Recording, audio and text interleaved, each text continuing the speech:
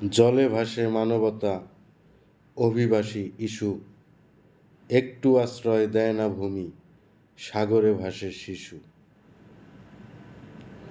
বিবেক বলি বিশ্বজুড়ে, পরিণতি বাস্তবতা, জাতিসংঘ প্রতিমা যখন, ভরসাই বিধাতা। প্রার্থনা করি প্রভু, প্রার্থনা 16 আনা, ভুবনে এনেছ যখন, ওদের দিও গো ঠিকানা। বর্তমান পৃথিবী একটি উদ্বাস্তু পৃথিবীতে পরিণত হয়েছে, যাযাবরদের পৃথিবীতে পরিণত হয়েছে। যুদ্ধ এবং প্রতিহিংসাই এর মূল কারণ। উন্নত জীবনের আশায় মানুষ সাগর পাড়ি দিয়ে এক দেশ থেকে আরেক দেশে পাড়ি জমাচ্ছে। উন্নত জীবনের আশায় হাজার হাজার মানুষের জীবন বিপন্ন অবস্থায় আছে। সব মিলিয়ে মানুষের নীতি নৈতিকতার বড়ই ঘাটতি।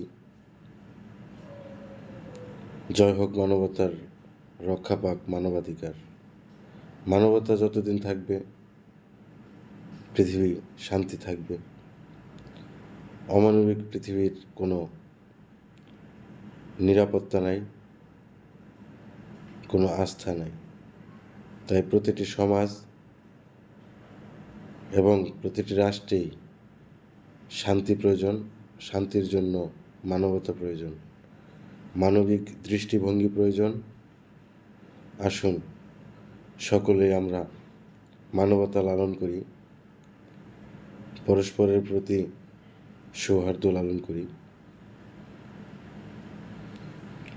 এবং অসহায়দের কাছে ছুটে যাই।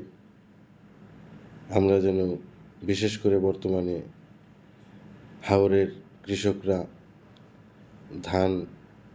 কৃষকদের ধান প্রায় অনেকটাই ডুবে গেছে, বিশেষ করে হাওর অঞ্চলের। এবং আমরা দেখলাম গণমাধ্যমের বদৌলতে যে কৃষকদের সত্যি অনেক বড় ধরনের লোকসান হওয়ার পথে। এবং বন্যা আগত, বন্যার তীব্রতা আমাদের প্রতি বছরই আমাদেরকে বিভিন্নভাবে জটিল করে তোলে।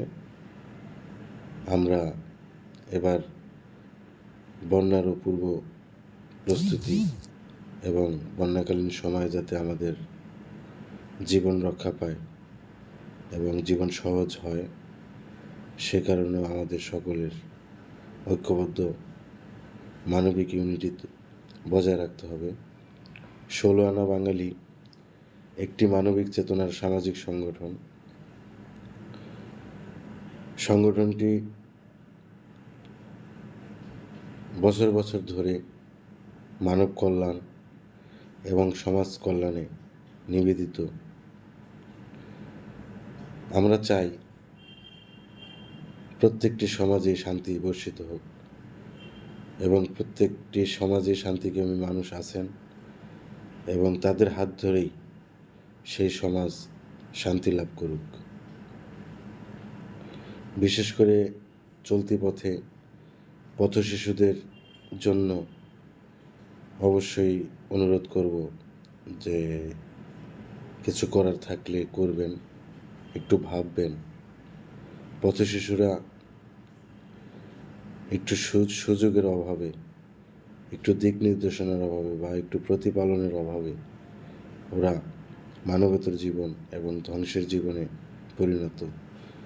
আমরা কেউই ওদের জন্য ভাবি না, ওদের জন্য কোনো স্বপ্ন লালন করি না এবং ওদের কাছে এগিয়ে যাই না। হয়তোবা যাই, দু এক বেলার খাবার দিই, হয়তোবা একটু কুশল বিনিময় করি, হয়তোবা অন্যান্যভাবে কিছুটা করে দায় এড়াই, দায়িত্ব এড়াই। কিন্তু আসলে কি এগুলো যথেষ্ট? আমরা কি চাইলে আরেকটু কিছু করতে পারি না? বা কী করণীয়? বা সরকার কি আরও কিছু করতে পারে কি না? আমরা আশা করি সকলেই বিবেক দিয়ে এই জিনিসগুলো পর্যালোচনা করবেন আর নতুবা এই অসামাজিক কার্যকলাপের দায় আমাদেরকে নিতে হবে। কেননা পথশিশু এবং টোকাইরাই এই নগর মহানগরের গুরুত্বপূর্ণ অবিচ্ছেদ্য অংশ। ১৬ আনা বাঙালির পক্ষ থেকে সকলের প্রতি শ্রদ্ধা, ভালোবাসা, শুভেচ্ছা। জেতার জন্য নয়, জেতানোর জন্য। মানবতা জিতলে ১৬ আনা বাঙালি ধন্য। ধন্যবাদ।